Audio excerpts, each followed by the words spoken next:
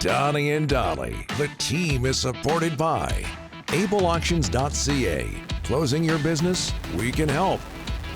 Julia, go ahead. Go ahead. Rock and roll. How are you guys? Good. Well, we've been better. A little bit crazy. It is. I know Mike Whittingham's been working like crazy trying to figure this out for me. So thanks, Mike.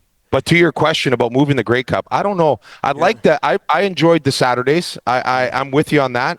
I don't know whether or not they're ready to move the game to or the Grey Cup to a Saturday. That is something that I haven't heard anyone bring up, but I am now going to ask.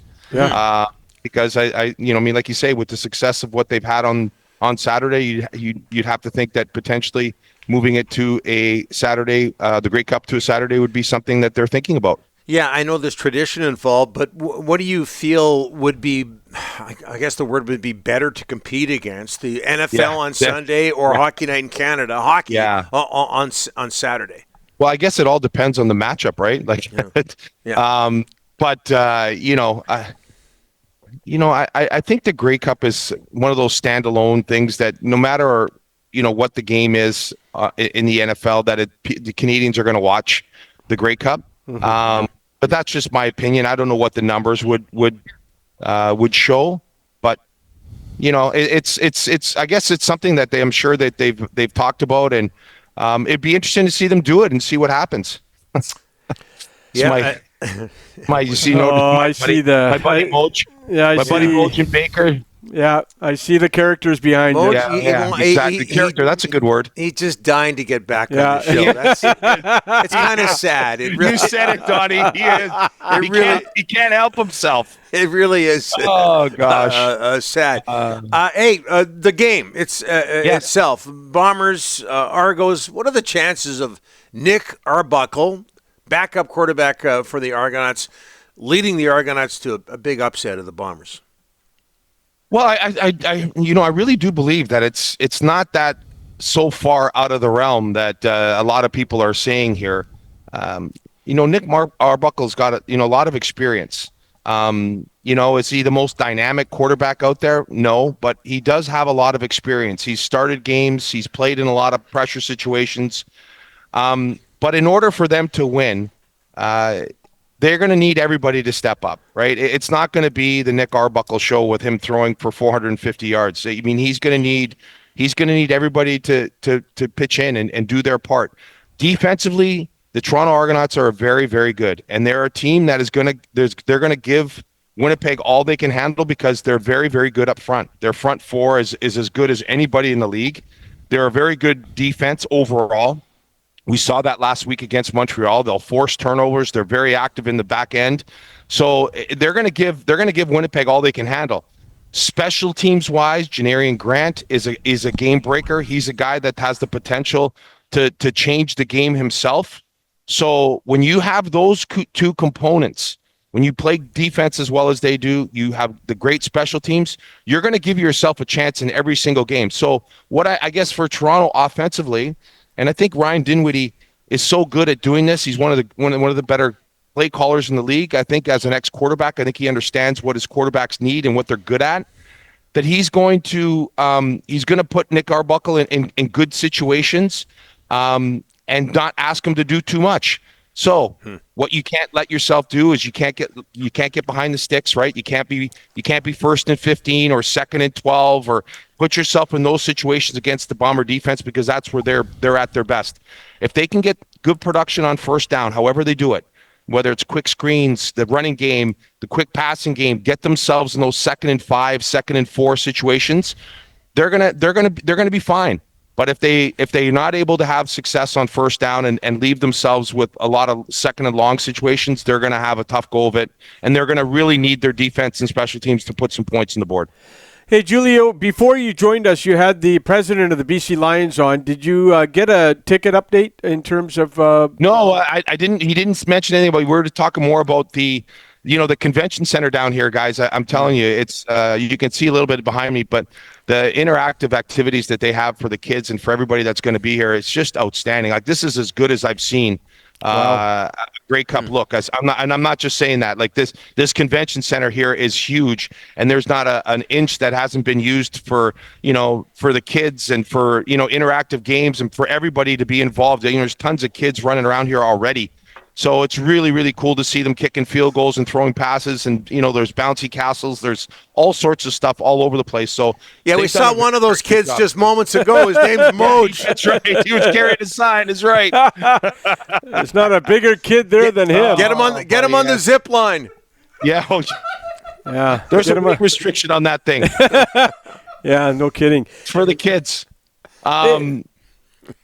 Yeah, Sorry, it's been great. They've done a great job, and I'm sure that anybody who comes down here is going to really enjoy it. The other one I want to ask you about is the Lions. They can't announce changes. Giulio, they can't announce coming down, buddy. They can't announce changes. Happening. Yeah. They can't announce changes this week, but know there's going to be changes next week. Yes. It definitely there will be some announcements. I think on Monday. They're pretty tight-lipped about what's happening, but there's going to be some major moves. I think with the coaching staff and the structure of the team is. So I mean, a lot of speculation. Obviously, yesterday we had that media party, and everybody was talking about what the potentials are, and so I think that. There's going to be change. There's always is change, but I think given what happened with the team last year, there's going to be some major change. Hold on a second here. You know something here. Spill the beans. I can tell. I'll give you what I think. There's going to be, I think, with Ryan. So I think it was pretty obvious that when Ryan Rigmaiden they asked permission to talk to him. Edmonton. That's it. And Edmonton wanted to talk to him, and he in turn turned it down and said, no, thank you. So, I mean, that tells you that he's going to be elevated to the general manager's job. Why else would he turn that down, right? You're not going to turn down an opportunity to be a general manager somewhere else unless something's happening with you. So how that all gets restructured, I don't know. I am a big Ryan Rigmaiden fan. I have been for a long time. He has brought a lot of talent up here, and it'll be interesting to see how all that unfolds. So that is going to be one of the things, and one of the things that's going to be first on his order of business, I think, is going to be what happens to Vernon Adams, right? And God, you hear everything, but there's a few teams in the West that are going to be pretty interested. I'm hearing Edmonton's going to be very interested. I'm hearing Calgary. I'm hearing a little bit about Saskatchewan because Trevor Harris is getting older. So it's going to be very, very interesting once this Grey Cup ends, because I think a lot of teams are going to want to get, all that stuff set with their players, especially a guy like Vernon, who's going to be a marquee player and a guy that a team is going to want to build their off-season marketing program and everything about season tickets around him. So things will happen relatively quickly. What about Rick Campbell? You haven't met? You think he comes back? Yeah, you mean I have not heard one way or the other, but that has got to be on the table, right? Mm-hmm. There's lots of stuff flying around, guys. I tell you, some of it you just kind of think, holy cow, that's pretty wild. Some of it you think, oh, there's some, there's something interesting there. I've heard Rick's name mentioned with Edmonton. Wow.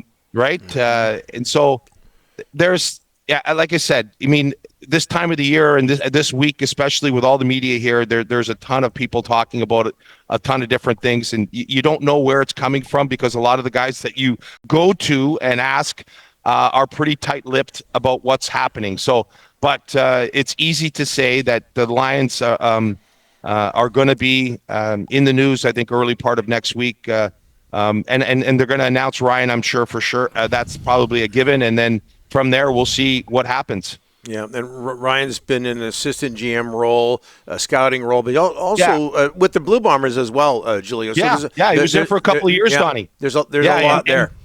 Yes, he did a lot there. And so that's, Ryan, I think, is very well regarded around the league as a player personnel guy and is going to be at the top of a lot of people's list. And the other guy I saw yesterday who's going to be on the top of people's list is Danny McManus.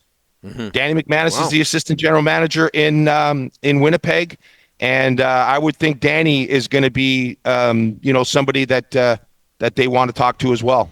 Yeah, helped the Lions win a Grey Cup all those years ago.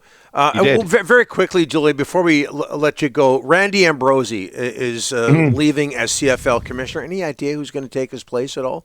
Oh, no, that's another hot topic too. There's a few people that I haven't heard, honestly, and I haven't heard any names associated with that.